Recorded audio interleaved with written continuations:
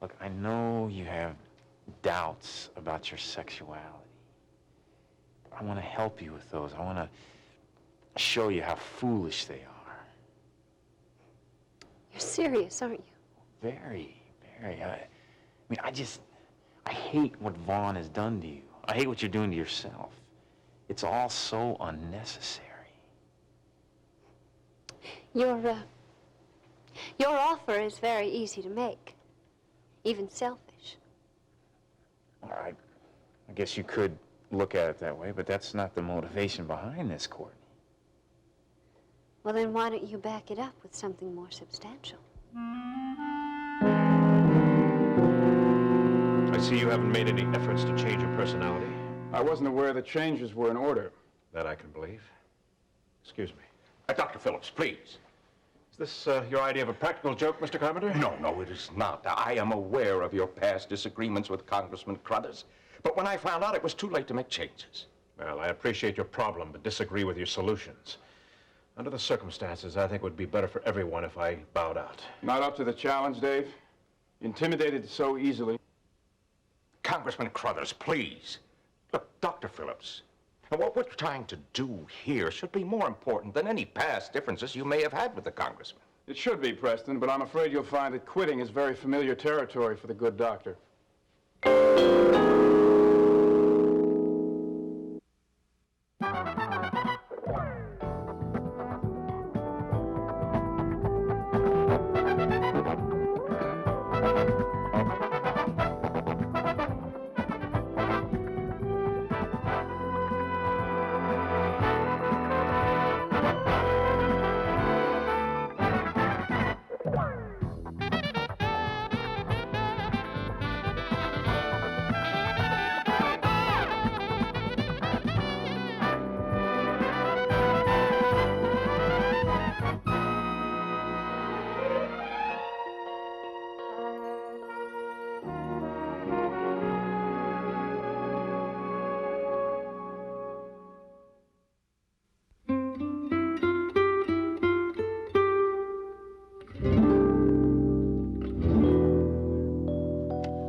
And therefore, the party of the first retains no jurisdiction over the party of the second part.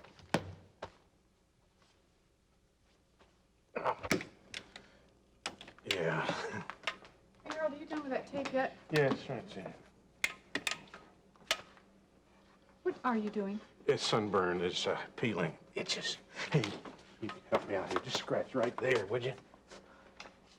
There's a lot of things I could do to you from this direction, Just Harold. By the way, Vaughn Sumner's out here to see you. Do you want to see him now? Babs. Look, I'm a secretary, not a skincare therapist. If you want one, I'll call one on the phone for you, okay? Now, do you want to see Sumner or not? Fine, please.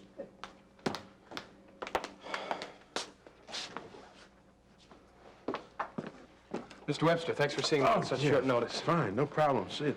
No, thank you. Listen, something's come up that I think you should know about right away. It seems Dan Myers wants Dave Phillips to come in and testify against me. You what? But I think I've got everything under control here, because obviously it's some sort of a tactic on Myers' part. But it isn't going to work. I think I've taken care of it. How? By calling his bluff. You see, when I first started to see Dave Phillips, I told him some very personal things, especially in relation to my impotence. And I guess that's the information Dan Myers wants. No, just hold on a second. That comes under doctor-patient confidential information. No way in the world Dave can be required to testify about that. Not unless I give my permission voluntarily, which I have. Courtney, at the start of our relationship, you want a promise that I'll see you exclusively? Is that so unreasonable to ask? Yes. Well, then I don't think we have anything more to discuss. Thank you very much for coming over. Your legal knowledge is invaluable. Courtney, please. No! Courtney, you are making demands in an area where you have very little experience. And you're making an offer as if you're the only one capable of making it. If I don't get what I want from you, Dan, I'll get it from someone else. That would be a big mistake. You can tell yourself that to soothe your ego. No, I'm telling you, Courtney, because I know what's out there. Now, sure, you can find any number of boys who will make you a bunch of eager promises, but just try to collect on them. I don't think I want to discuss this anymore. Courtney, look, I don't know how to say this without having it sound negative, but your lack of experience is a big disadvantage. I mean, it's not going to exactly make you a desirable commodity when it's discovered. Well, now that sounds like a line for Vaughn's defense, trying to make it look as if I'm the problem. I'm sorry, Courtney. I didn't mean to hurt your feelings. You've gone beyond that point. Courtney, listen, I want to help. Now, sure, I can't make the exact promises that you want me to make, but I can make you some. I can promise you gentleness, encouragement, and guidance. I'm overwhelmed. Courtney, you see, I can make these promises because of my feelings for you. Don't you see that? And these feelings are promises in themselves. Of what? Of what could develop. Now, you may not think that the future is an issue here, but think about this. Now, if I feel this way now, then doesn't it seem reasonable that things could get even better? Huh? And if they do, then your hope for exclusiveness wouldn't be unrealistic at all. So you're offering me the possibility of a possibility. No, I'm offering you a very tangible and enjoyable, educational, and worthwhile present. And if something develops from that, it's great. If not, well, I guarantee you that you won't look back on this with any regrets.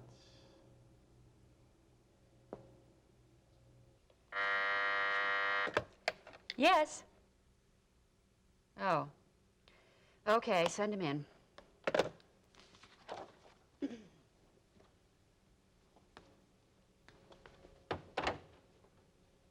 Good morning. I hope I haven't caught you at an inconvenient time. Well, actually, Lester, I'm just on my... Good. My, don't we look lovely today? Thank you. New suit? No. Different hairstyle. No. What is it you want, Lester? Well, now, there's something different. Well, I'm using a new mouthwash, but I doubt that that would have any effect on my appearance, unless, of course, I spilled some. Don't worry. I'll figure it out. Well, while you're figuring it out, would you like to tell me what you're doing here? I mean, I've got to finish this report, and I've got to run out and meet Dave, and I'm running late as it is. Oh, yes, your fiancé. Well, maybe that's the reason for the change in your appearance.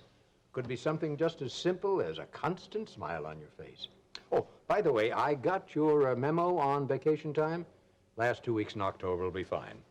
Where are you going on your honeymoon? October? No, that's wrong. Didn't you get the memo I sent out earlier today? Well, now, I haven't had a chance to sift through this morning's correspondence, mainly because of this meeting I've been at about the Rape Crisis Center. That's what I want to talk to you about. No, wait, Lester. We've changed our wedding plans. We're getting married at the end of August. I need that week prior to Labor Day off. You moved up the wedding? Yes. Why? Well, there are personal reasons that I'd rather not go into right now. You have to call me at the office. I'll have to look up my calendar.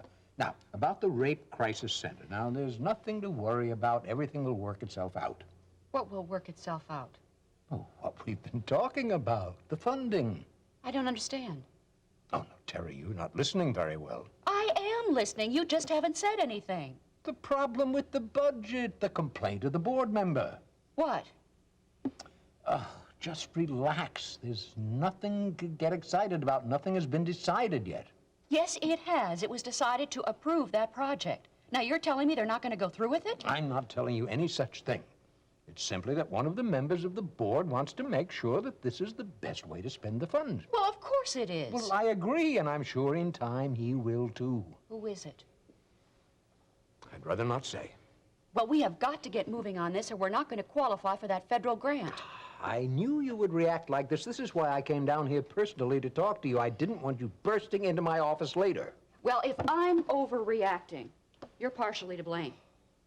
I would have dismissed this as just a minor delay if you hadn't come in here complimenting me. I beg your pardon. No offense, Lester, but you always lay on the charm just when it's absolutely necessary.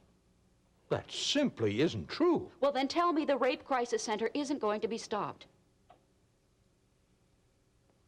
It's my belief that it will not be. Good day.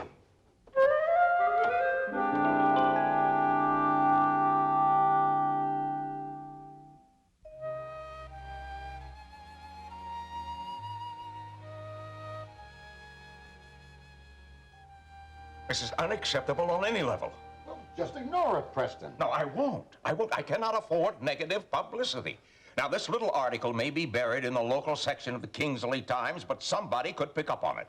It's only a little blurb on possible redevelopment in Chesterfield. Your company's not even the only one they mention. The fact that it is mentioned concerns me. I'd like to know who gave out the information. Although I don't think it takes a great imagination to figure it out. Well, I had nothing to do with it. Well, correct me, sir, if I am wrong. You are the mayor of Kingsley, and as such, you are considered a high-ranking city official. And as far as I know, the only high-ranking city official who knew about the project. I don't wish to discuss it. It could have come through the Office of Planning and Development. I put the reports in last week. There. That whole process isn't far enough along for anybody to know about it but clerks. What difference does it make? It's the truth, isn't it? Ah, the reticent Dr. Phillips speaks. Yes.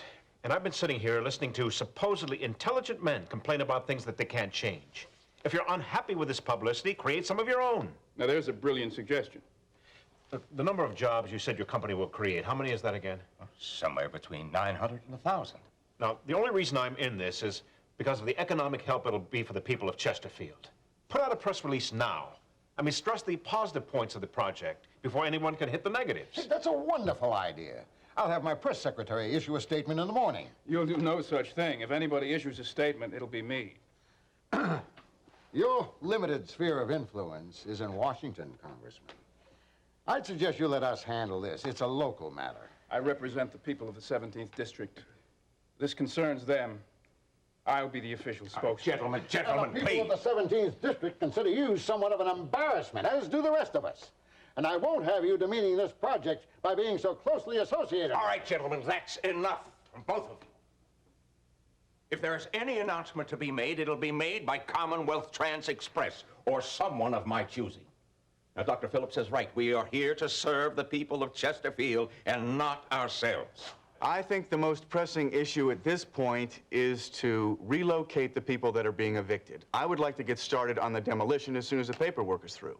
And so to that end, we have to form a relocation committee. Dr. Phillips, it is my earnest hope that you will head that committee. I'm the lawyer. I make those decisions. Look, I can explain. That's fine. You'll explain. You'll explain to me in the order in which I ask you to. Now, why is Dave Phillips so angry with you? Because he believes that I'm lying to him. Did you? Technically, yes, but only by omission. What was that omission? I never told him about Tina. And Dan Myers did. Yeah. So he doesn't believe you anymore, right?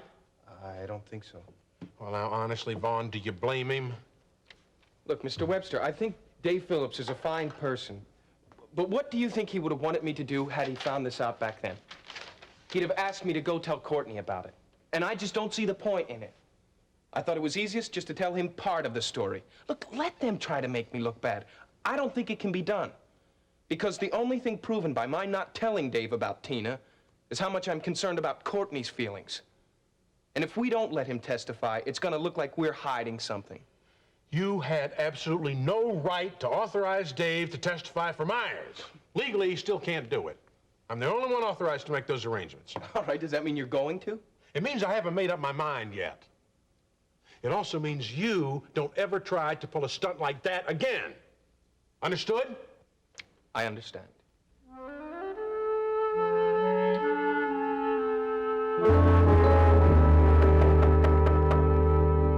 On my way. Hi. Hi. Look, I know you threw me out, but we have some unfinished business. Oh? My basic accounting book. I'm Oh. afraid I'm going to have to ask for it back. Having trouble in 401? No comment. Do you have it? Yeah. Please. Oh, no, that's all right. I'm perfectly fine right here. Thank you. Well, if for no other reason, I have the air conditioner on and I don't relish the thought of cooling down the hallway. Come on in. How you been? Falling behind in 401. The book, please. I'm not angry with you, Tina. That wasn't the impression you left me with yesterday. Well, that's the impression I'm leaving you with now. That is more important. Truce? You're really not angry? Disappointed, maybe, but not angry. No, I understand now. I didn't know you had a juvenile record. I wouldn't want to be cross-examined about it either if I were you. You're really not angry because I don't want to testify for you? No. So listen, have a seat, kick off your shoes, and talk to me. Courtney, about the other things that I said. Forgotten. Listen, why are you doing so poorly in 401? I thought you were acing it. Look, I know they sounded harsh. Forget about it, Tina. Look, I feel badly about them. You were upset. We know they weren't true. Well, maybe they were. They're not true, Tina. I don't want to hear any more about it. Here. Thanks. You know, Tina, I am not some cold fish who turns men off. It's just that I have not had the experience that other women have had. But that's about to change. Oh? Yeah, Dan Myers was here earlier. I practically have him begging for me. What? Oh, he gave me this great come on. It was all about fulfilling my needs and broadening my horizons, teaching and guiding me. You should have seen it. It was great. Don't believe a word of it. Oh, no, I don't. But see, that's not the point. He's only interested in fulfilling his own needs. I know that. Now, the point is that Dan wants me. He wants me as much as Vaughn does. That proves I'm not what you think I am. Look, I didn't say you were a cold fish. I was just afraid of what I might be forced to say if asked about the way things looked. Well, look some more. I think you'll see some pretty amazing things. You're not going to take him up on his offer. Why shouldn't I? As puffed up as he is about himself, I could do a lot worse. I doubt it. Besides, I'm a little more in control than he thinks I am. Oh, he'll have a couple of concessions to make. I think this summer's going to be a little more interesting than I thought. This is not just idle flattery, Dr. Phillips, but you can bring something to that committee that no one else in this room can. Well, I appreciate the confidence, Preston, but I just don't have the time, especially for something as involved as this. Not even to perform a service. If you're trying to make me feel guilty, it won't work. I'm very comfortable with the contribution I'm already making. Well, you should be. Now, I am asking you to make another one. But the people in that area, they trust you. If you say so, they will believe the promises of housing and jobs, promises that for once are very real. They won't waste time fighting us. They'll save themselves a lot of grief and a lot of aggravation. Dr. Phillips does have a point about the time, though, Preston. Maybe he could use some help. Look, I'm not asking the man to conduct a personal survey. We'll set up an office in your clinic. Hire someone of your choice. Comtrans will pay all expenses. During normal clinic hours, the office will be open, and the person that's manning it will gather and correlate all information involving the people that are being relocated. Now, I know it's not an easy job, but I can't see that it would take more than a month or two. Of course, my help will save you a lot of grief and aggravation as well. Yes, an awful lot of grief, an awful lot of aggravation, but whether you believe it or not, I do have some concern for the people of Chesterfield. Look, this isn't something I can give you an answer to right away. 24 hours? Well, let's just say that I'll give you an answer when I've made a decision. Accepted. All right, gentlemen. That concludes the business of the day. Would any of you care to join me for an early lunch? Oh, that's a deal. Duck Street. Jack, I want to talk with you.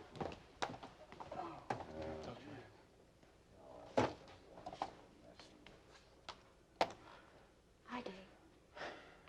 Hi. Lee Carruthers? Yes, surprise. What's going on? I think the polite word for it is politics. I know what that little speech of yours really meant. You want to talk to me in private. It didn't mean anything of the kind. It meant that I want some time to think about it. With all respect, I don't want anything to do with you. Then you don't need time to think over Preston's offer. Your mind's already made up. Maybe. Let me add my sentiments to his. Please, spare me. Dave, this is a worthwhile project. It could help a lot of people. If you'll excuse us. But your selfishness could stop it cold. If anything stops this, it'll be your game playing. This wasn't a setup. Preston was telling the truth. He just didn't know until it was too late. Well, now that he does, he can make new plans. It's not that easy, and you know it. I'm sorry. None of this is my responsibility. And you feel no responsibility for us to work out our differences? No, not at all. Even for the good of the people of Chesterfield? Well, it's on your head. I'm willing to try again.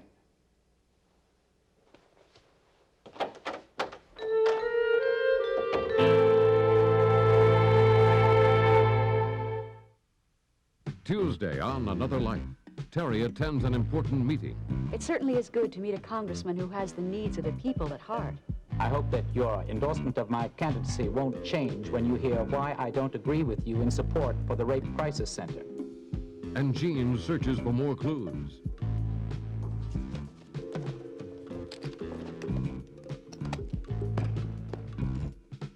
Watch Another Life, Tuesday